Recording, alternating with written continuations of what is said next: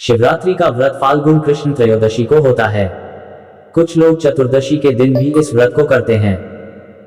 माना जाता है कि सृष्टि के प्रारंभ में इसी दिन मध्य रात्रि भगवान शंकर का ब्रह्मा से रुद्र के रूप में अवतरण हुआ था। प्रलय की बेला में इसी दिन प्रदोष के समय भगवान शिव तांडव करते हुए ब्रह्मांड को तीसरे नेत्र की ज्वाला से समाप्त कर देते हैं, इसलिए इसे महाशिवरात्रि अथवा कालरात्रि कहा गया है। तीनों भुवनों की अपार सुंदरी तथा शीलवती गौरी को अर्धांगिनी बनाने वाले शिव प्रेतों व पिशाचों से घिरे रहते हैं। उनका रूप बड़ा अजीब है। शरीर पर मसानों की भस्म, गले में सर्पों का हार, कंठ में विष, जटाओं में जगत तारिणी पावन गंगा तथा माथे में प्रलयंकारी ज्वाला है। बैल को वाहन के रूप में स्वीकार करने वाले शिव अमंगल रूप होने पर भी भक्तों का मंगल करते हैं और श्री संपत्ति प्रदान करते हैं। काल के काल और देवों के देव महादेव के इस व्रत का विशेष महत्व है। इस व्रत को ब्राह्मण, क्षत्रिय, वैश्य, शूद्र, नर नारी, बालक, वृद्ध हर कोई कर सकता है। व्रत पूजन कैसे करें? 1.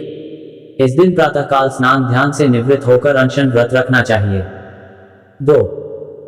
पत्र पुष्प तथा सुंदर वस्त्रों से मंडप तैयार करके सर्वतभद्र की वेदी पर कलश की स्थापना के साथ साथ गौरी शंकर और नंदी की मूर्ति रखनी चाहिए। 3. यदि इस मूर्ति का नियोजन न हो सके तो शुद्ध मिट्टी से शिवलिंग बना लेना चाहिए। 4. कलश को जल से भरकर रोली, मौली, चावल, पान, सुपारी, लौंग, इलायची, चंदन, दूध, दही, घी, शहद, कमलगट्टा, धतूरा, बेलपत्र, कमौड़ा आदि का प्रसाद शिव जी को अर्पित करके पूजा करनी चाहिए। पूजन विधि विस्तृत में पृथक से दी गई है, उसे पूजन से पूर्व एक बार अवश्य पढ़ लें। 5.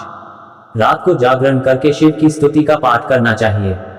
इस अवसर पर शिव पुराण का पाठ मंगलकारी है।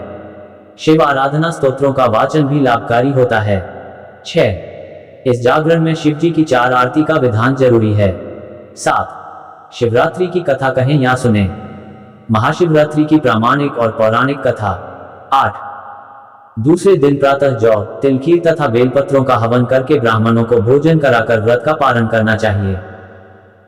इस विधि तथा स्वच्छ भाव से जो भी यह व्रत रखता है, भगवान शिव प्रसन्न होकर उसे अपार सुख संपदा प्रदान करते हैं। 9.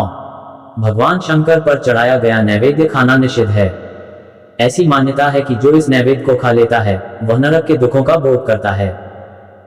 इस कष्ट के निवारण के लिए शिव की मूर्ति के पास शालिग्राम की मूर्ति का रहना अनिवार्य है। यदि शिव की मूर्ति के पास शालिग्राम हो तो नैवेद्य खाने का कोई दोष नहीं होता।